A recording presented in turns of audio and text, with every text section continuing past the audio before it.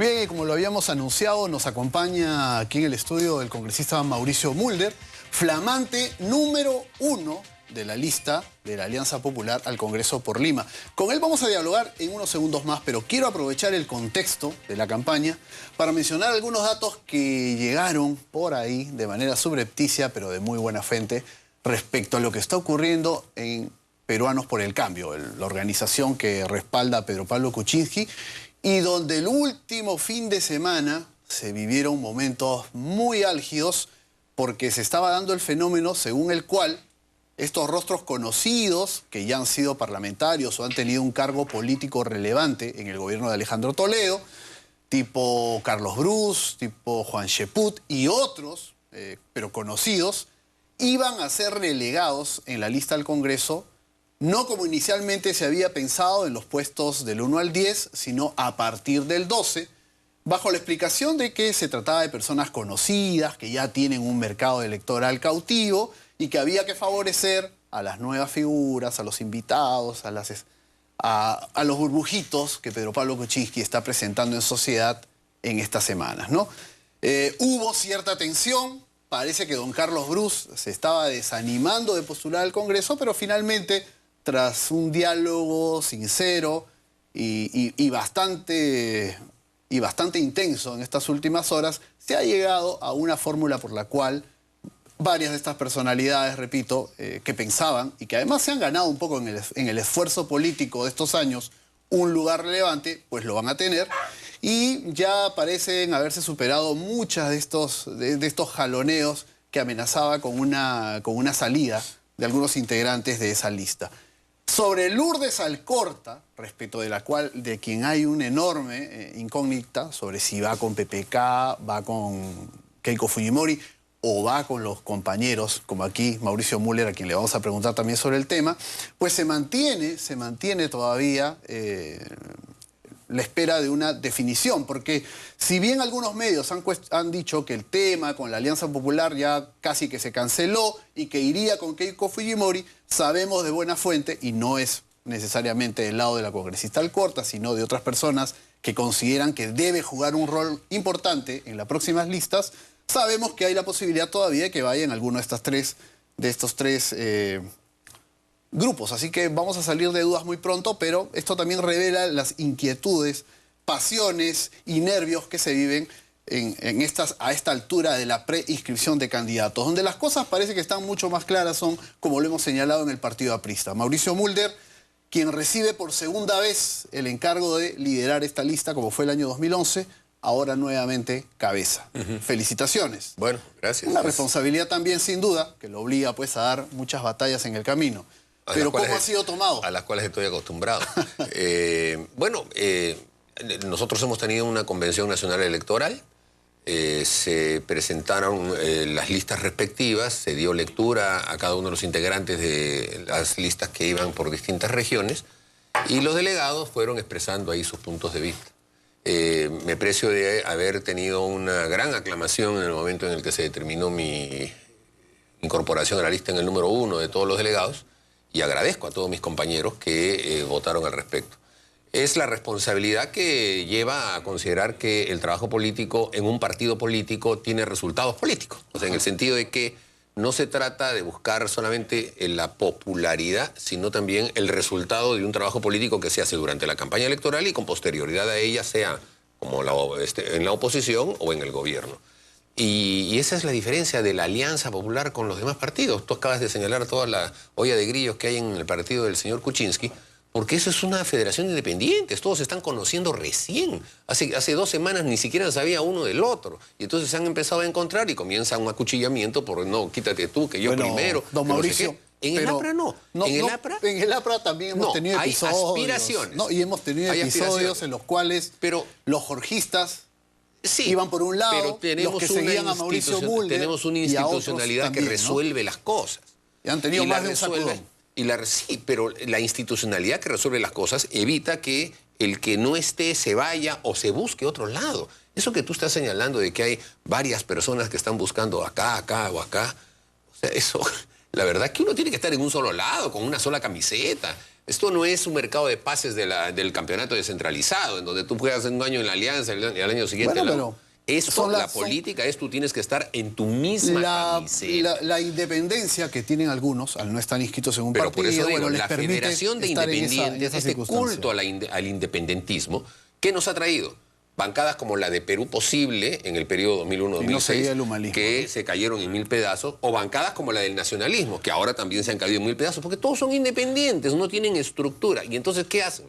Le traen escasa gobernabilidad al Congreso de la República. Hoy día, por ejemplo, resulta que nuestra mesa directiva, que son 4 miembros votados por la oposición, 3 ya son de APP. Se pasaron porque 2 que salieron en otro grupo se han pasado a APP. Entonces, esa falta de institucionalidad es lo que la Alianza Popular pretende resolver con partidos sólidos, con todos sus efectos, pero con partidos sólidos. Esta mañana, Pedro Pablo Kuczynski ha dicho que si durante el próximo Congreso vota una norma que permita a Alberto Fujimori irse a su casa y cumplir condena en su domicilio, él no tendría ningún problema.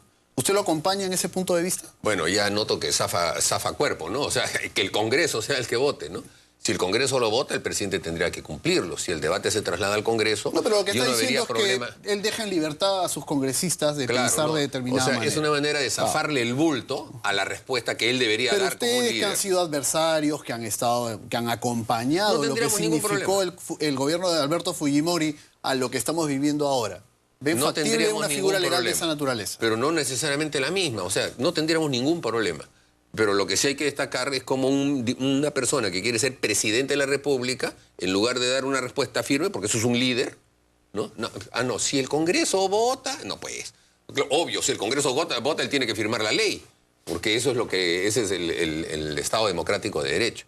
Yo creo que en estas cosas, y como en tantas otras, hay que tomar definiciones. Tiene una salida. Y el Congreso puede observarla y el gobierno insistirá. Y el Congreso puede insistir. Lo que ha querido decir es que no se opone a la posibilidad de que a partir del 2016 el señor Alberto Fujimori, por una medida legal, y si así lo decide el Congreso, así será, ¿no es cierto? Pero por una medida legal pueda ir a su casa a cumplir el resto de su condena.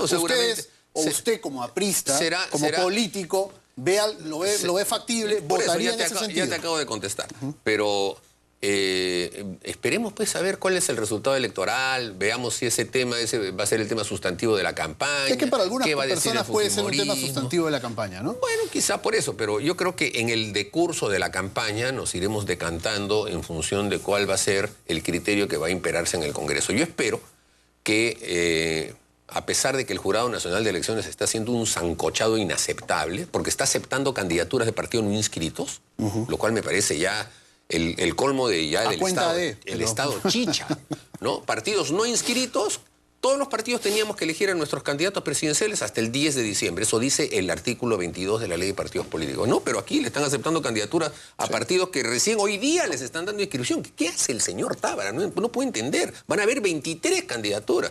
¿Y qué es esto de estar reconociendo partidos cuando ya está convocada la elección?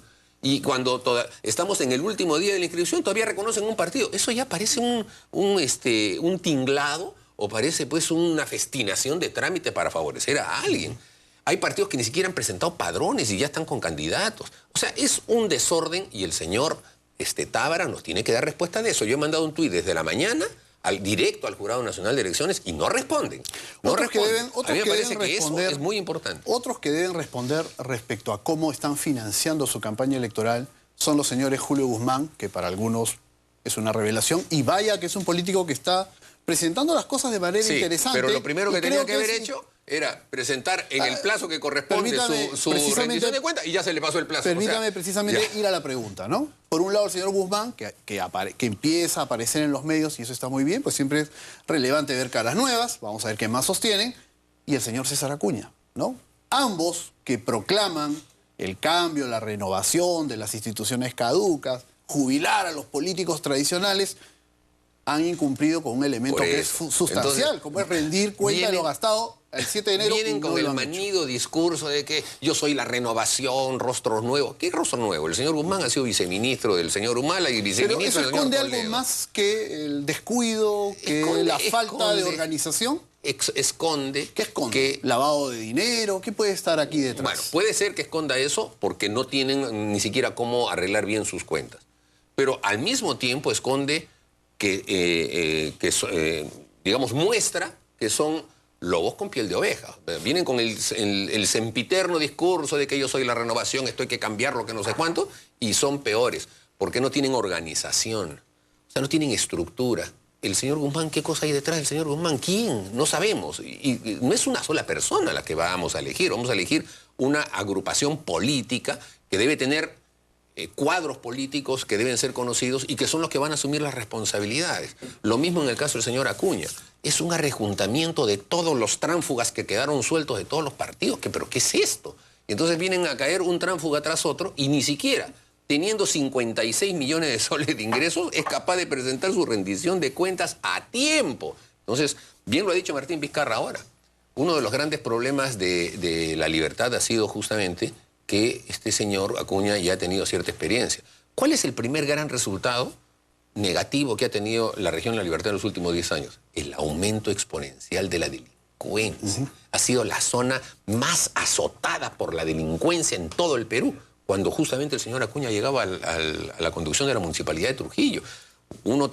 Todo el mundo conocía cómo los taxistas de Trujillo eran extorsionados por bandas. Tú llegabas y te decían, sí, tenemos que estar pagando cupo. Y el primero en saberlo era el señor Acuña. Nunca hizo nada, nunca hizo nada. Por eso es que cuando después viene el señor Elidio de candidato, gana él porque es una persona que mostró dureza contra la delincuencia. Policía, y eso de alguna manera entonces, le vende a la gente la ilusión de una solución. Pero yo lo escucho, congresista Mulder, enumerar los fiascos, los fracasos de César Acuña.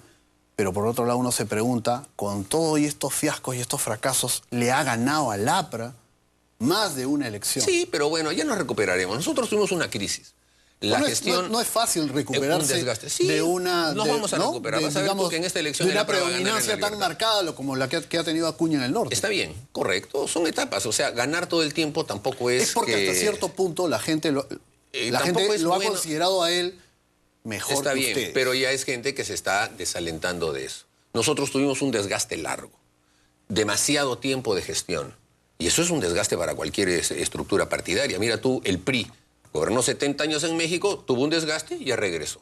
A nosotros nos va a pasar lo mismo. ¿Sabes por qué? ¿Se quiere comparar con el PRI? Sí, porque son un partido institucional. Puede ser muy embarazoso. No, nos estamos comparando, no tiene ningún problema en compararme. Son un partido institucional. Es un partido muy corrupto también. Yo estoy hablando de la institucionalidad. Digo, por eso. Bueno, es un partido mexicano con la comparación. No, pero perdón, o sea, no estoy diciendo que somos iguales. Si usted quiere compararse con el PRI, yo no tengo ningún problema. Está yo bien, le estaba pero ¿qué haciendo tiene que ver? como una advertencia. No tiene nada que ver, estamos hablando de un partido que regresó. Y esto no tiene nada que ver, o sea, también es un partido mexicano, nosotros somos peruanos, entonces tú me podrías decir, bueno, ellos son mexicanos. No, la comparación está en el hecho de que regresaron. ¿Por qué? Porque son un partido que tiene más de 70 años. Ha podido buscar otros partidos que han regresado al poder. ¿Por qué? O sea, no entiendo, te estoy hablando de la capacidad institucional de un partido. Los corruptos son las personas, los partidos son instituciones, y la nuestra es una institución, y nosotros vamos a regresar. Por eso es que tú no puedes decir ahora, bueno, el APRA, él nos ganó en Trujillo, que no sé qué. Bueno, el esquema que él quiere traer, con el cual ganó en Trujillo, es un esquema de comprar votos. Es decir, de tirarle a la gente plata en la cara y decir, ven y yo te compro. Y eso creo que es un esquema que tiene límites. Sobre todo si se ve que tiene más plata que el Chapo Guzmán. O sea, el Chapo Guzmán lo han agarrado y él dice que tiene submarinos, aviones, helicópteros, camiones, carros. El señor... Acuña tiene 140 vehículos. ¿Qué hace con 140 vehículos? Ni siquiera, creo que puede subirse aunque se suba una vez en la vida, ese vehículo va a regresar nuevamente al siguiente. O sea, me parece impresionante. Con 56 millones de soles de ingresos, 5 millones de soles. Pero no sé si compararlo con un narcotraficante lo vaya a terminar victimizando. Eso no lo va a favorecer. No, yo no estoy diciendo que sea narco. Lo que estoy diciendo es que justamente en la mañana yo lo he escuchado coincide, sí, pero perdóname pues. Que al señor Acuña en algún momento se le puede llegar a denominar el Chapo Acuña. Eso es muy duro. Ya pues, ya será duro lo que sea. Pero ¿por qué estoy comparándolo? Porque justamente la noticia es del mismo día. La noticia de los bienes del señor Chapo es exactamente el mismo día que la del señor Acuña. Nada más que por eso estoy haciendo la comparación. Ahora, si hay investigaciones que determinan otra cosa, ya es un problema. Yo no estoy diciendo que sea narco, aunque hay sí investigaciones muy serias de lavado de activos en la libertad. Y hay compra de fiscales, hay compra de jueces, hay sin duda un trasiego de dineros que han salido de la universidad hacia las alcaldías a mí me sorprende que distritales de APP y todo eso. A mí me sorprende que sus principales voceros no hayan salido a explicar, más allá de uno que dijo el día sábado que iban a subsanar lo antes posible, no haber rendido, ¿no?, cuenta de sus gastos, este primer rendimiento que tenían que haber hecho la semana pasada. No es la primera vez que les pasa. Ya tienen una sanción de la OMPE por utilizar dinero, un financiamiento inadecuado, hace años. Pero mira tú, hasta el día de hoy, por supuesto. Le pusieron le pusieron una multa de 11 millones de soles. Y eso fue el jurado electoral especial de Lima, o sea, la primera instancia. Por recibir más financiamiento del que estaba permitido. Lo elevaron al Jurado Nacional de Elecciones y le bajaron la multa a 2 millones. Así es. ¿Por qué? ¿Con qué criterio? ¿El señor Tábara nos puede explicar eso o tenía que ver un poco la denuncia que había ahí de cierta vinculación?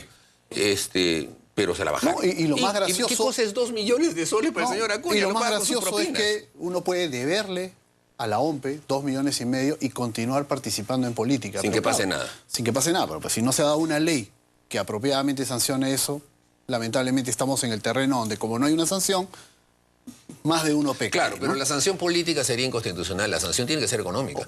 Y los partidos políticos que tienen una situación como esa terminan embargados. Tiene que existir una sanción y no existe, lamentablemente. Sí, pero no puede ser política. Pues. No, o sea, a ti por deudas no te pueden decir no votas. Así es. A ti por deudas no te pueden decir no tienes derechos.